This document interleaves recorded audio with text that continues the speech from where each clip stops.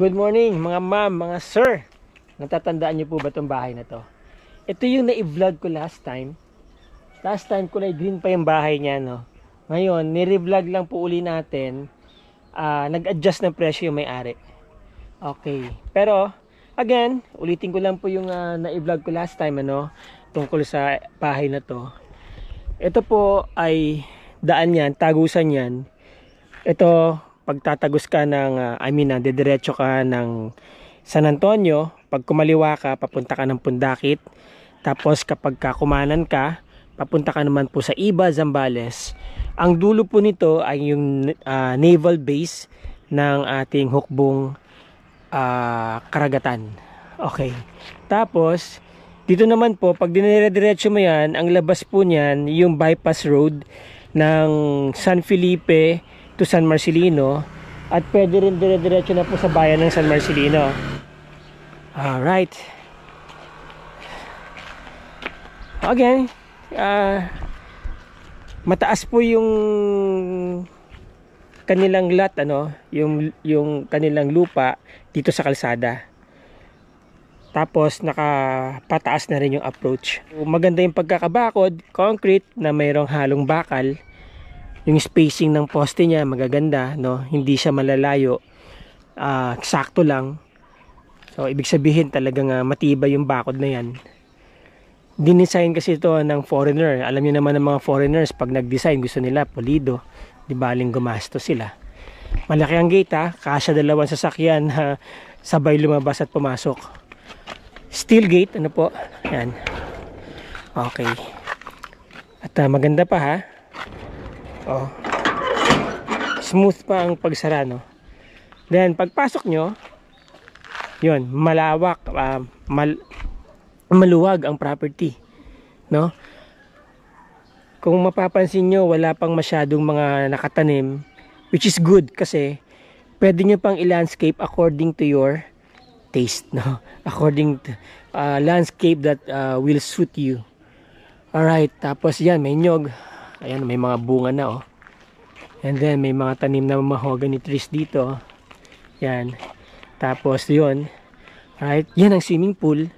Tapos meron silang gazebo doon, ano, tambayan para, you know, pag nag-swimming pool kayo, nag-swimming kayo sa swimming pool, syempre, meron kayong natatambayan, rain or shine. Okay. Dito muna tayo sa gilid, no. Dito may mga tanim po silang mga grafted maangus siguro to. At ito daw ay mga kinalabaw na mangga, no? Tapos may langka doon. May mga konting mga punong kahoy ako nakikita. And then ito yung bahay. First floor and second floor. Yan. Tapos mataas ang ceiling kung mapapansin nyo mula dun sa second floor, oh. Bagong pintura, pati bubong. I think this house was built somewhere around 2005 yata, if I'm not mistaken. Okay. So, dito tayo. Okay, ito actually pwede nyo pang lagyan to ng bubong, no? Yan, diretso doon kung magdadagdag kayo ng sasakyan ninyo. Tapos nandyan ang pinaka main entrance. Alright, may balcony dun sa taas, and then dito may tanim silang grapes. Yon, eto, antayin nyo na lang mamunga to. Alagaan nyo pagka ganito kasing umuulan, medyo na ano yung dahon nila sabi nila naluluto sa ulan, ano? Pero nasosobrahan kasi yan sa tubig, nawawash out yung kanyang nitrogen. Well, yun lang ang tingin ko. Okay, ang dami nyo pa pwedeng gawin, no? Ang dami nyo pa pwedeng gawin dito sa area na to for landscaping, ano? Kung ano yung gusto niyo talagang mangyari. Marami pa kayong, kumbaga, pwede pang maglaro yung inyong imagination kung anong gusto nyong gawin dito. Yung swimming pool niya, I think nasa around 50 to 60 square meters itong swimming pool. Yan. Ito, open tong kanyang gazebo, no? Pwede nyo naman palagyan yan ng harang. Kung sakasakali, palagyan nyo ng harang para hindi kayo tamaan ng ulan. Tapos maganda yung area, ano po, kasi alam nyo kung bakit. Maganda talaga dahil naka-concrete fence lahat, to. Sa bakod pa lang malaki ng gastos niya kung kayo magpapabakod ng ganyan. Kita nyo yung mga poste. Every 4 meters yata o 3 meters may poste yung bakod niya, no? Tapos meron na rin naka-barbed wire na rin yung taas nito, itong likod. Yun. Bumaha dyan sa katabi ninyo, safe tong lugar ninyo, no? Pero hindi naman bumabaha to. Wala pa akong incidents na nabalitaan na incidents ng baha dito. Dahil mataas nga po itong lugar na to. Tapos itinaas pa nila itong area. Pinatambakan pa daw nila to. Yan. Yun. Nandito yung natatandaan ninyo, yung mga nakapanood dati, andyan pa rin yung makina, no? Malaki po yung tubo niya, di 4, para mabilis mapuno yung swimming pool. Alright. So, ganda na swimming pool, no? Diba? May po yan, ha? Meron yan filter. Okay. Panalo kayo sa presyo nito. Kahit nag-adjust ng konti si ma'am, panalo kayo sa presyo. Anyway, sabi naman po niya, negotiable Ayan, mataas ang bakod, Tingnan ninyo. Hanggang dyan ang reach ko. I think yung bakod niya nasa 8 feet or 9, somewhere ganon. Tapos yun, naka-barbed wire, palabas, diba? Tapos yan, merong santol, kasoy. Okay? Maluwag pa dito. Pwede nga kayo magtanim ng mga gulay-gulay dito, no? Yan. Ito yung kanilang yung makina ng swimming pool. Tsaka ay, dami langgam dun, pinaka parang storage na rin sa labas, no? Ayan. Tapos nandito yung gasol sa labas, no, para wala sa loob. Kaya safe. And then merong outlet ng doon, ng usok pag nagluluto. Diba? Yun, Okay. Ayan. Magandang klase yung yung makina niya, Gould's pump. Sabi ko sa inyo, may extra pa dun, Ang mga foreigners, hindi siya Gould's, no? Ito Starrite, pero ito Gould's to, alam ko Ang maganda sa mga foreigners, kapag nagpagawa sila ng bahay nila, or kagaya niya, nagpalagay sila ng pool nila, talagang gusto nila yung magandang klase yung filter, magandang klase yung makina, pulido. I'm quite sure na talagang dumaan sa meticulous quality control itong paggawa ng bahay na to. Wala akong nakikitang cracks whatsoever, no? Maayos pa yung kisame, naka-spandrel po yan. From here, makikita nyo naman, ayan, naka-grill yung labas, no? Kaya safe, kahit na iwanan nyo yung bahay ninyo, bukod sa mataas ang bakod, ay safe itong bahay nyo. Tapos dito, yan, may space dito for whatever purpose na pwede nyo gawin. Pwede nyo lagyan ng kung ano man yan, whatever, no? Alright. Yan. Ang laki ng ano, ang laki ng aircon, no? Ang laki ng makina. Okay. Papasok na tayo sa loob ng bahay, no? Paunahan ko na kayo, ha.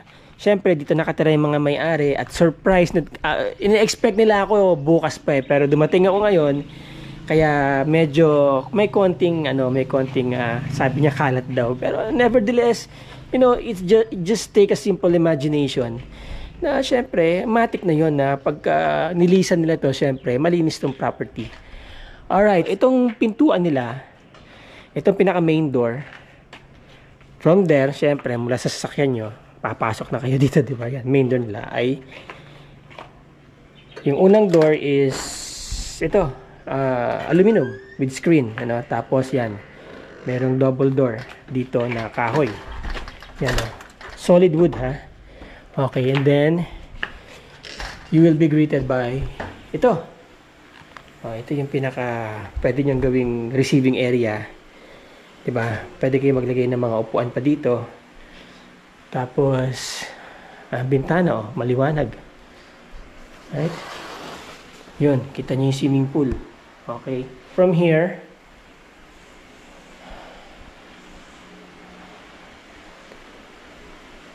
buksan natin ang ilaw. Yan. Okay. Again, maaliwalas ang bahay, maayos ang tiles, no? Yung aircon, I don't know, baka pwede nyo pag-usapan yan. Depende sa negotiation nyo po, at saka yung mga ibang appliances na nakikita nyo dito. Depende po yan sa magiging negotiation ninyo. Alright? So, buksan natin to. So, yun pa rin, di ba? Oh. Mas maaliwalas lang siya ngayon. Ayan, oh. Same thing, di ba? Yan. May bintana dito. Kita nyo yung ano, yung porch, I mean yung carport, di ba? Yan. Kita niyo yung tao doon kung merong bisitan dumarating. Okay, so yan yung swimming pool. From here, kita nyo. Dito, masarap mag-lounge dito. Andiyan yung TV nyo, di ba? You know. And then, may sliding door dito leading to the kitchen. Ayan. Ito yung kitchen. Dire-diretso dun sa lutuan. Alright? Dito. So yun, yung dati pa rin, ano? Yan. Wala yung mga cabinets. Okay? Tapos sa lutuan. Alright? Then, bintana dyan para maliwanag. Actually, hindi nga nakabukas ang ilaw. Pero, hello, good morning, sir. How are you? I'm just going to vlog the place and then, you know, hopefully we can sell it sooner. Just tell me to go if I should go outside or something. Yes, sir. So, alright. So, here, ito po yung lababo. Yan, bintana dyan. Alright? Granite. Alright? So, there's your cabinet. Yan. Tapos, yun yung owner. So, yan. Okay. Yun. Okay. Hindi na tayo pupunta masyado sa specs, ano bang ceiling yan, ano bang mga ilaw yan. You get what you see, di ba? Yan. Kasi minsan nagkakamali ako kung ano yung mga yan eh. Okay? Itutur ko lang kayo as if may visitation na kayo, no? Okay. So, ito, pwede nyo gawing pantry, sabi ko nga. Ito, merong door yan palabas doon. Dito tayo galing kanina. Remember, ayun, no? O, di ba, yun yung makina ng pool, okay? Pwede nyo gawing pantry to or bodega. Nandyan yung mga gamit ni sir, no? Laundry area. Depende sa inyo, no? Tapos, nandito may CR. Okay? Yan ang CR. Yan. Lavatory, water closet, may shower. And then, hagdan. Okay, yan. Binago na rin nila yung tiles dito, no? Bago na to eh. I think, yan. Maganda na, oh. Okay? Tapos, you know, alright, so yan. From here, yan na makikita niyo yung kitchen niyo. Diba? Open design. Alright. Okay. Yan. nakaground na po yung mga tiles. Ma'am, bago na tiles nyo, no? Oo, pinalitan namin. Bago na. Ma'am, pasilip lang dito, ha? Pasok, pasok. Ayan, alright, ito. Ito yung hindi mo nakita nung before. Yes. Pasok. Alright, okay. Ayan. Ma'am, okay lang na mahagip ka sa camera? Oo naman. Alright, sige. Katulong po ako. Ito po yung katulong ni sir. Yung nakita niyo foreigner kanina. Hindi, si ma'am. Siya po yung wife, no? Siya yung commander-in-chief. Yes. Si Ma'am Bella. Yes. Alright, so yan. Ito po yung master bedroom. Maganda master bedroom, maluwag. Malaki. Meron kayong ensuite na comfort room. Yan. Kita nyo naman, no? No? Yung mga furnitures dito, bahala na kayo mag-usap nila, ma'am, pagka nag-usap po kayo. Depende yan sa magiging negotiation ninyo, ano? Yan. Papakita ko lang sa inyo yung bahay nila na for sale, alright? Mamaya na tayo pumasok sa comfort room. Labas muna tayo dito sa balcony. Yon. Yon.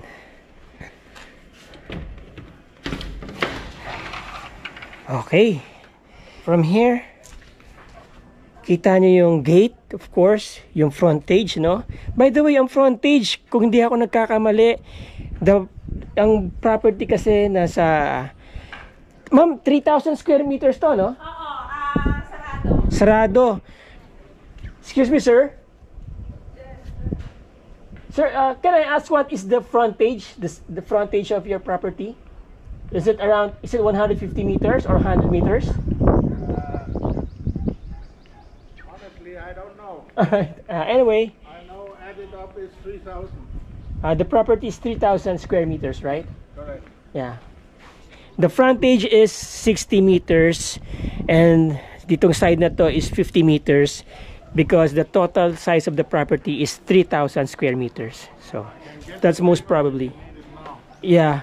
Well, it's just an estimate, sir, but at least they know it's 60 meters. It's already a wide frontage. 60 meters, that's wide. Okay. So, yan. From this angle, from this view, yan, makikita niyo yung master bedroom. And then, punta tayo sa CR. Yun. So, meron kayong walk-in closet. May built-in cabinet with drawers. Alright. Yan ang tiles ng bathroom. Okay. Enclosed shower. May hot shower. You have your vanity mirror. May cabinet. And of course, water closet. Right. Nandun yung lavatory. Okay. May small window dito. And then meron dito ang yun. Exhaust. Alright. Nice door, ha? Itong door nila ay parang WPC ano yung door. Tsaka ito. Hindi siya PVC, parang ano siya WPC. Wood plastic composite. Okay, pati ito ganun din, no. No, it's wood, ah. I think it's wood, no. Oh, tama, wood. But anyway, maganda pintuan. Alright. Yan. Ito for guest room or sa mga anak ninyo, pwede yan. May view ng swimming pool dyan. And then, ito naman, pwede rin another room to, pero ngayon, ginagawa nilang office room nila. Okay, and may view kayo dyan ng kabilang side naman ng bahay. Alright, tapos, here is the CR. Common CR para sa dalawang rooms. Alright, you have your water closet and yung laboratory nyo. Okay, and then the exhaust. Ayan, doon. Tapos, dito ay papuntang balcony na naman. Yan. Okay, open balcony. Ayan na yung yung makina ng swimming pool right sa. Then kita nyo rin dito yung swimming pool syempre. Yon. Alright. So, ang sunset doon, nandyan ang West Philippine Sea. Nandun ang naval base, no? Tapos, ang sunrise dito lumalabas. Kaya maganda yung tapon ng liwanag dito pag ganun, no? Okay. Ayan, aluminum door to. And then, yun. Alright. Thank you, ma'am. Thank you very much. Punta na ako sa presyohan natin. Ano ko. Na-surprise. Na-surprise ako sa glinis agad. Oo, ang bilis naman, ma'am. Okay, ang bilis naman din. So, yan. Pag pagbahay na hagdan, maliwanag po siya.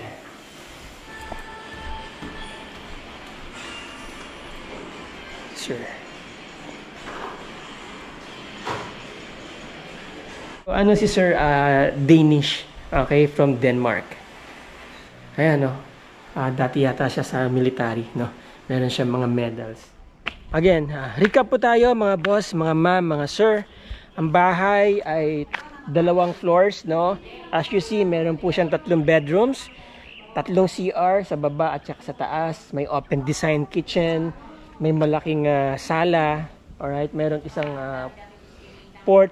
carport, maluwag ang property, nasa 3,000 square meters. Ang frontage, estimate ko is nasa 60 at itong side na to ay nasa 50. May swimming pool, around 50 square meters itong swimming pool, I think, no?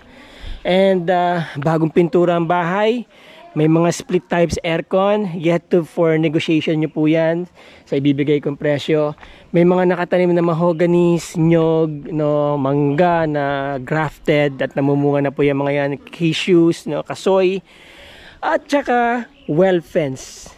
Ang ganda ng pagkakabakod, no. Hindi kayo matatakot kapag bumahaman sa labas. Pero very seldom po na bumabaha dito sa area na to. Kung bumahaman po dito ay nawawala din kaagad. Mataas po kasi itong lugar na to. Okay, ang may-ari po, asking price niya ngayon dito ay 16 million. Actually, from old price na sinabi niya, maski nag 16 million siya, mura pa rin po itong property. Kung interesado po kayo, isa sa mga viewers dyan, interested kayo dito sa property na to, yan po ang aking contact details, no? Yan ang aking Viber, WhatsApp, Globe. Tawagan nyo po ako, message nyo ako. Kung hindi ko man po masagot yung tawag ninyo, please do leave a message and I will get back to you. I will call you back within 24 hours. Pwede nyo po akong email dyan. Ang aking Facebook link para naman sa aking messenger, nandyan din po. Tawagan nyo lang po ako mga ma'am, mga sir. Usap po tayo and then makakausap nyo po mismo si Ma'am Bella, yung may-ari. Kung talagang gusto nyo nang mag-acquire, i-acquire itong property at gusto nyo mag-schedule ng visitation, sasamahan ko kayo dito. Alright, maraming salamat sa inyo. Till the next video, ciao! With each sip from your lips, you're kissing me dizzy. I fight for composure.